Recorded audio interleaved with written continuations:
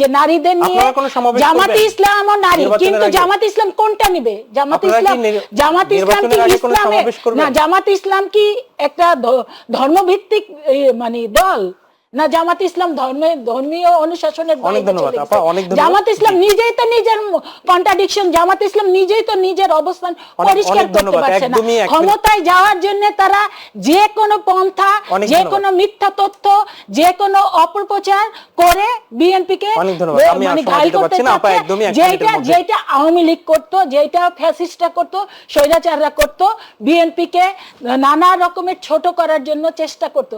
কিন্তু এই জাতি বিএনপিকে অতীত দিনে দেখেছে, বিএনপিকে অনেকবার ভোট দিয়েছে, ক্ষমতায় দেখেছে। এই ধরনের অভিযোগ দিয়ে বিএনপিকে কখনো ছোট করা যাবে না। অনেক ধন্যবাদ। আপনারা নিরাপত্তা জামাত দিতে পারছেন না, এটি শুনেছেন। জি জি, একদম এক মিনিটের জবাব দিতে চাই। জামাত তার নারীদের প্রোটেকশন দিতে পারছে না। গ্রামে গঞ্জে মহল্লায় পাড়ায় জামাত কি তার বডিগার্ড দিয়ে দিবে মহিলাদের সাথে, তার নারী কর্মীদের সাথে, যে একজন করে বডিগার্ড, 10 জন করে বডিগার্ড দিয়ে তাদেরকে প্রোটেকশন দেওয়া হবে? এটা তো কোনো বাস্তব চিত্র নয়। নির্বাচনের মাঠে সকল নির্বাচনের কর্মী, সকল নেতা কর্মীরা ময়দানে নামবে, কাজ করবে, সকল লোকের ডোর টু ডোর ক্যাম্পেইন হবে। এটা পৃথিবীর ইতিহাসে আছে। জোরান মামদানি থেকে শুরু করে ট্রাম্প পর্যন্ত সবাই ডোর টু ডোর ক্যাম্পেইন করে, ক্যাম্প মানে প্রচারণা চালায়। বাংলাদেশও তার ব্যতিক্রম নয়। এবং জামাত ইসলামের নারীরা সেই ক্যাম্পেইনে, সেই প্রচারণার অংশ হিসাবেই গ্রামে গঞ্জে বিভিন্ন জায়গায় কাজ করছে। আপনারা এগুলি পত্রপত্রিকায় আসছে, সোশ্যাল মিডিয়ায় আসছে, ছবি সহ আসছে, এবং জামাত বিভিন্ন জায়গায় প্রতিবাদ সমাবেশ করেছে এবং সংবাদ সম্মেলন করেও এটার প্রতিবাদ জানিয়েছে। জামাতের মহিলা উইং নেমেছে, বিএনপির মহিলা দল যদি সমানভাবে না মাঠে নামে তাহলে কি আমরা ওয়েলকাম করি? আমরা ওয়েলকাম করি।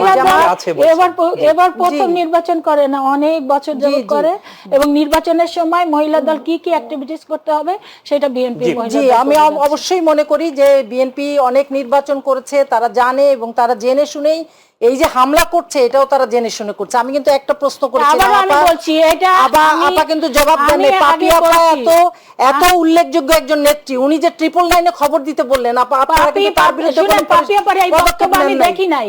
পাপি আপার এই বক্তব্য আমি দেখি নাই, ভাইরাল হয়েছে। আপনি চাইলে দেখতে পারবেন। আমি দেখি নাই। প্রথমত জি আপা, আপনি চাইলে দেখতে পারেন, আমার কাছে রেকর্ড আছে। আমি চাইলে সময় থাকলে দেখাবো। সে টক শোতে আসে, তার আপনাদের যে প্রতিনিধি থাকবে তাকে তো প্রশ্ন করবে। অনেক অনেক ধন্যবাদ। আপনারা দলগতভাবে তার বিরুদ্ধে আপনাদের উচিত একটা পদক্ষেপ নেওয়া। সে পার্টির ইমেজকে নষ্ট করেছে, জনগণের সামনে তার যে এই পার্টি ইমেজ সেটাকে সে নষ্ট করেছে। মনে হচ্ছে যে 999-এ বিএনপির লোকরা বসে আছে, মহিলারা গেলেই তাদেরকে ধরাই দেওয়া। অনেক অনেক ধন্যবাদ ডক্টর ফেরদৌস খানম, এবং রূপ প্রকাশ। অসংখ্য ধন্যবাদ।